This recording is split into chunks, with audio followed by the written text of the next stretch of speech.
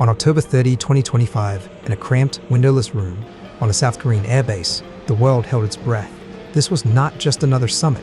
For the first time in 6 long, agonizing years that had seen a brutal trade war, a global pandemic, and a frightening escalation in military posturing, the leaders of the 2 most powerful nations on Earth were finally sitting face to face. America's Donald Trump, ever the showman, and China's Xi Jinping, the calculated strategist, were meeting to pull the world back from a brink they themselves had largely engineered. After the discussions wrapped, President Trump was quick to offer his signature immodest review of his own performance, a 12 out of 10. He was, as ever, overflowing with confidence, projecting a reality of total victory. As he declared on Air Force One, "There wasn't too much left out there. We have a deal." He lavished praise on his counterpart, a man he had so often vilified, now calling him a great leader of a great country. We have a great relationship. We've always had a great relationship. And predicting the 2 would have a fantastic relationship for a long period of time, President Xi, in his more measured, formal style, reciprocated the positive spin. He acknowledged that we do not always see eye to eye, but carefully added that such friction is normal between the world's 2 largest economies, and that they should, in fact, strive to be friends and partners. For a global economy battered and bruised, for corporations caught in the crossfire, and for allied nations forced to choose sides, this rhetoric was a profound, if temporary, relief. Global markets, which despise uncertainty above all else, reacted with a calm sigh. The summit signaled, at least, that neither side was ready to push the button on a full-scale, catastrophic economic decoupling. Even more critically, it seemed they had avoided any dangerous haggling over the hypersensitive flashpoint of Taiwan. Yet, beneath this veneer of diplomatic success, a much more complex and unsettling reality emerged. What was struck in Busan was not a grand bargain, a visionary treaty built on mutual sacrifice and a shared vision for the future. Instead, it looked far more like a grand bazaar, a chaotic, noisy, and purely transactional haggle. It was a deal made for the moment, a flurry of bartering to stave off immediate pain, not to cure the underlying disease. The agreement feels fundamentally temporary and incomplete, a truce built on sand. It's a castle sculpted at low tide, impressive for a moment, but utterly defenseless against the inevitable incoming wave. The planet's most important and dangerous bilateral relationship remains built on this dangerously unstable ground. The core of this new agreement was, in essence, a mutual, temporary de-escalation, a holstering of weapons, as one source put it. It was a list of bartered goods. On China's side of the ledger, they offered 3 key concessions, each carefully calibrated for maximum political effect. First, they agreed to hit the pause button on their most potent economic weapon, rare earths. Beijing pledged to delay its threatened export restrictions on these critical minerals, the indispensable vitamins of the entire modern economy, vital for everything from F-35 fighter jets and EV batteries to iPhones and medical scanners, for 1 year. This gave the Pentagon and Silicon Valley a crucial, if short-lived, moment to breathe. Second, and perhaps more politically potent for President Trump, Beijing agreed to immediately resume buying American soybeans. This was a critical reversal. China had halted these purchases months ago, a move precision-targeted to inflict maximum economic pain on the American Farm Belt, a core constituency of Trump's political base. Resuming purchases was not just an economic concession, it was a tangible political win that Trump could take home and trumpet to his voters. Third, China pledged to do more to help the US curb the illicit trade in chemical precursors for fentanyl, the synthetic opioid that has ravaged American communities. In exchange for this basket of goods, the United States holstered its own economic weapons.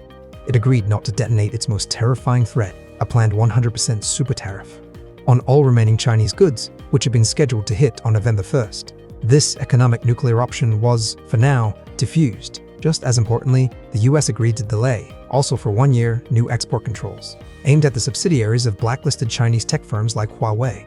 This provided a vital gasp of air for China's besieged technology sector. Finally, and a direct quid pro quo for the fentanyl promise, the US agreed to cut its existing punitive tariffs related to that issue in half. This was the bazaar in action, a tariff cut for a drug promise, a soybean order for a tariff delay. It was a pure transaction, devoid of any deeper strategic realignment. What wasn't traded, however, is infinitely more important than what was: the fundamental structural issues defining the US-China conflict. The true sources of the rivalry were conspicuously and deliberately avoided. The most critical front in his new Cold War, the battle for technological supremacy, remains frozen in place. President Trump made it explicitly clear to reporters that he did not agree to sell China NVIDIA's state-of-the-art Blackwell AI chips. These chips aren't just a product, they are the engine of the 21st century economy and military.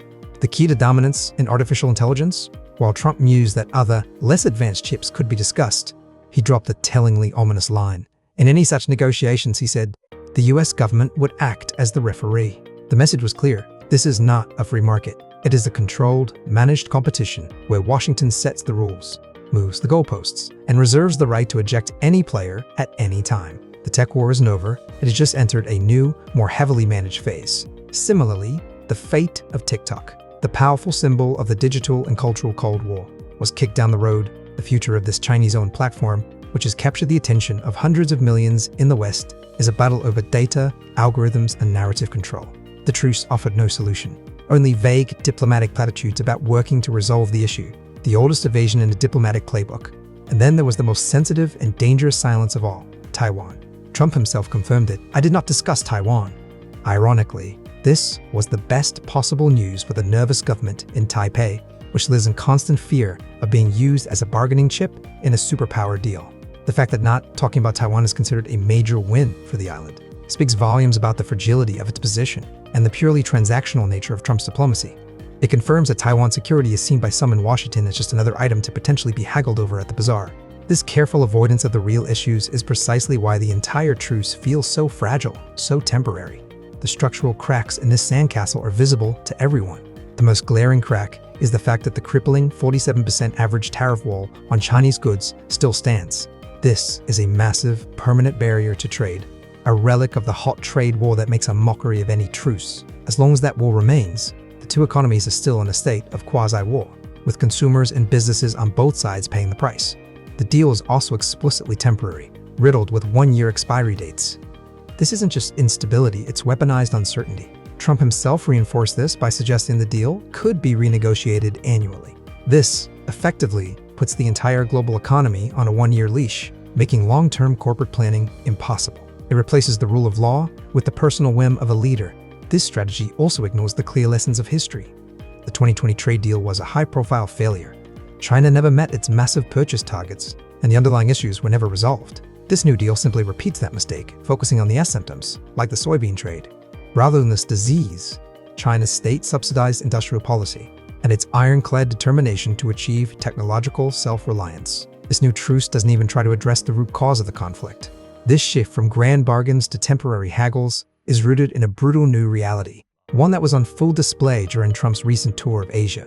Before arriving in Busan, he had completed what looked like a royal procession, where US allies like Japan and South Korea, deeply dependent on American security and markets, lined up to pay tribute. They offered praise, gifts like golden golf balls, and pledges of billions in US investments. They were supplicants, and retreat was their only option.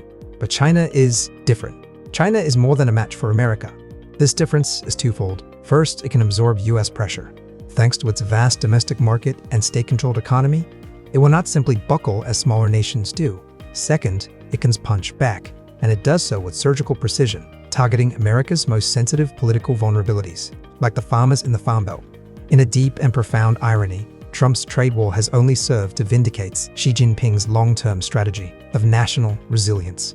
It has proven to Beijing that its quest for technological independence is not just an ambition, but an existential necessity. The Busan summit, therefore, was not a conclusion. It was not a peace treaty. It was merely a pause button being pressed in the middle of a long and dangerous confrontation. The relationship remains defined by a deep-seated, perhaps unbridgeable, mutual suspicion. The tinder is dry, and any new spark, another spy balloon, a naval miscalculation in the South China Sea, or a new hostile move on the nuclear front could set the entire fragile structure ablaze. The only real good news to come from that cramped room in South Korea is this. For one day at least, both leaders looked at the chessboard, calculated the costs, and independently decided that, for now, tolerance is slightly more profitable than all-out confrontation. But stable ground is nowhere in sight.